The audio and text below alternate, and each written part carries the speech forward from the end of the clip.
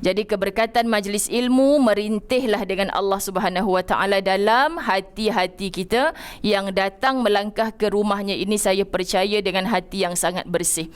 Padamlah sejarah kita yang dulu-dulu, siapa kita, bukan untuk kenang tetapi untuk kita taubatan nasuha dan kita kumpul sungguh-sungguh amal salihat.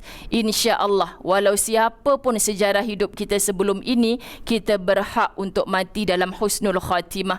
Kita berhak untuk mendapat pengampunan Allah selagi mana kita berlari untuk mendapatkan maghfirah, pengampunan Allah. Muslimat, hari-hari saya menghitung hari. Bukan seronok dengan angka-angka, kerana bermula 18 hari bulan 3 tempoh hari, saya tak tahu nak buat apa, sedangkan Quran kata isikan masa apabila kita ada kelapangan. Fa iza faraghta fansab, isikan dengan sesuatu yang bermanfaat. Setelah saya membaca buku tersebut tentang seorang wanita mangsa keren tumbang di Mekah 5 tahun lepas, kalau kita ingat, saya kata hebatnya wanita ini, usianya masih muda tapi diratapi kematiannya. Masya Allah, kita nak dalam hidup ni biarpun kita dimatikan saat muda oleh Allah Subhanahu Wa Taala, tapi diangkat roh penuh kemuliaan macam amalnya sudah begitu tua. Takutnya dalam usia tua, muslimat dirahmati Allah, tetapi amal kita terlalu muda. Jadi salah ke kalau Allah campak nur iman hidayah pada usia tua? Langsung, sikit pun tidak salah. Sebab itu 2 minggu lepas di TV Al-Hijrah mereka minta tajuk yang kami kupas dalam Assalamualaikum pagi hari adalah sesalan di akhirat. Muslimat, paling dahsyat punya penyesalan adalah menyesal ketika di akhirat. Jadi saat di dunia ni kita menyesal, ustazah, kalaulah boleh patah balik ke belakang, kalaulah saya boleh muda balik, kalaulah saya boleh pilih nak masuk universiti kos apa. Muslimat, ramai orang bercakap demikian. Saya kata tak boleh berkalau-kalau dengan apa yang telah berlaku di belakang kita. Tetapi muslimat dirahmati Allah, kalau kita malas, jawapannya sampai bila kita tak bertemu dengan rajin? Itu kalau yang elok. Jadi maksud, kalau kita masih lagi bertangguh-tangguh untuk mengejar maghfirah, pengampunan Allah, kitalah manusia yang paling rugi. Kita tak lagi menyesal di dunia, tapi tempat penyesalan yang paling rugi itulah di akhirat Allah. Jadi elakkan menyesal di akhirat. Walaupun banyak Quran ceritakan. Apa yang Quran ceritakan? Kat akhirat tu nanti orang semuanya akan menyesal. Sama ada dia orang kafir yang kufur kepada Allah Subhanahu Wa Taala ataupun dia orang beriman. Dah macam mana pula orang beriman pun boleh kufur, boleh menyesal di akhirat, ustazah? Ustazah kata gambarkan begini, hari anugerah anak-anak kita dapat keputusan UPSR. Yang dapat 6A diraikan, yang dapat 5A diraikan, muslimat.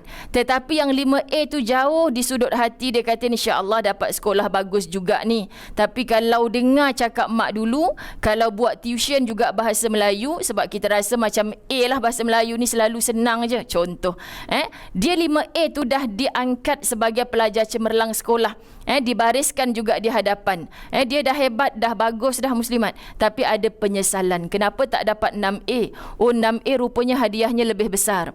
Dia ke syurga juga, orang beriman ini, muslimat dirahmati Allah. Tetapi kalau boleh balik ke dunia, begini rupanya balasan syurga yang seluas langit dan bumi. Aku nak patah balik untuk memperindah lagi amalan aku.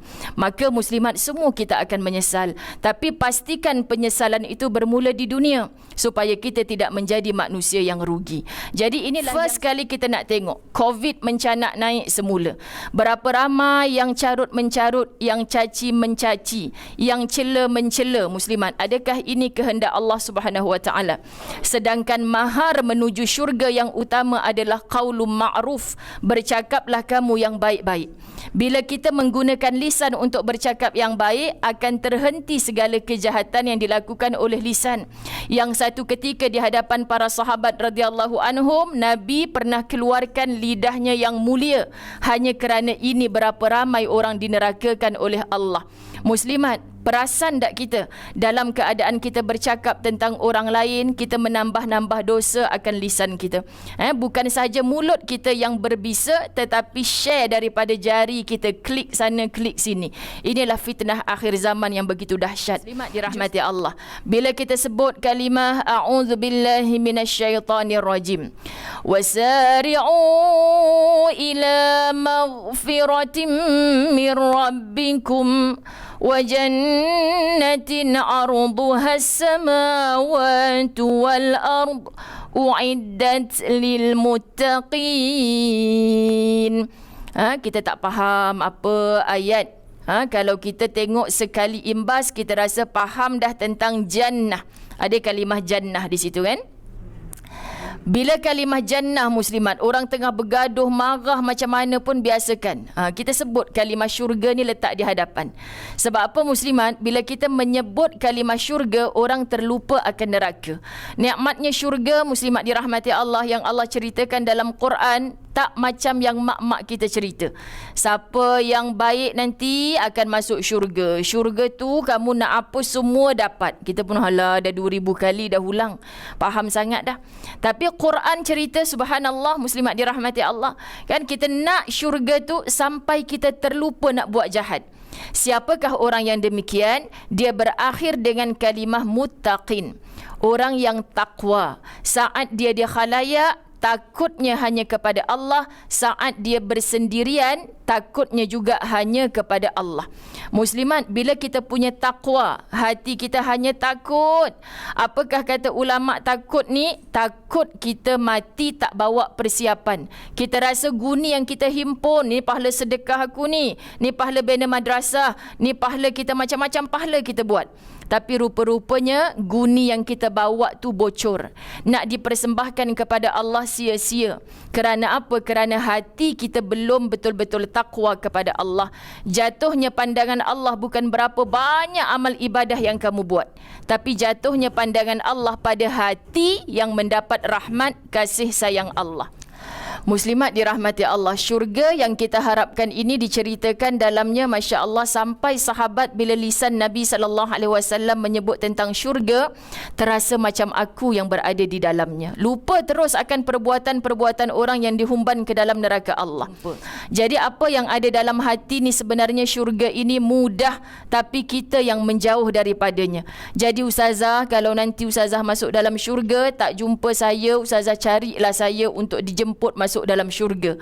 Muslimat, bukan kita seronok sangat dengar bahasa demikian. Sebab kita yang bercakap tentang syurga semudah ini pun belum tentu syurga. Walaupun hari ini kita diuji Allah di tahun 2020, kita duduk dalam suasana yang jarak-jarak. Kita bertutup muka, tak kenal. Kalau kita tak buka topeng muka, kita tak kenal siapa ni. Senyum ke masam dengan kita. Maka tolonglah pereratkan hati. Hisab, hitung amalan kita masing-masing, muslimat. Kerana apa? Dulu ketika lutut peha kita bercantum, saf kita duduk sebelah-sebelah rapat, muslimat dirahmati Allah, siapa kita? Kadang-kadang kita duduk sebelah jiran, tapi tak bertegur siapa. Kita duduk dalam satu masjid yang sama, muslimat dirahmati Allah, tetapi kita biarkan saja bersengketa di sana sini, hati kita tidak ada bersihnya. Sedangkan tempat jatuhnya pandangan Allah Subhanahu Wa Taala itulah di dalam hati. Maka nak balik dengan keadaan apa yang biasa para ibu-ibu hadir ke majlis ilmu ni sebut qalbun salim. Nak mati dengan hati yang sejahtera.